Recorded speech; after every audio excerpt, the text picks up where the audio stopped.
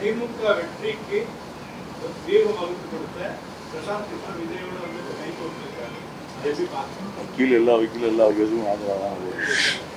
ஏங்க அது வந்து ஒரு பிஸ்னஸ், அவர் வந்து ஒரு கமர்ஷியல் மேன்.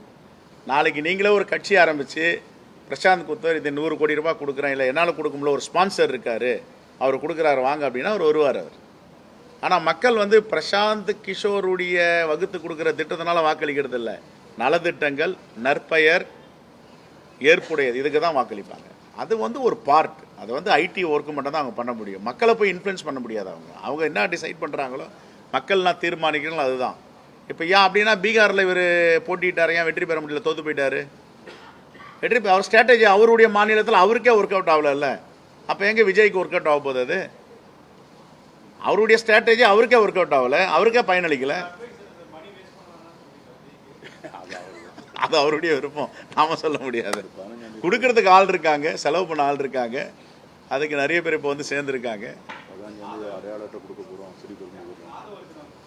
நான் யாரையும் சொல்ல சார், நீங்கள் ஏன் சார் மென்ஷன் பண்ணுறீங்க? நிறைய பேருன்னு சொல்கிறேன்.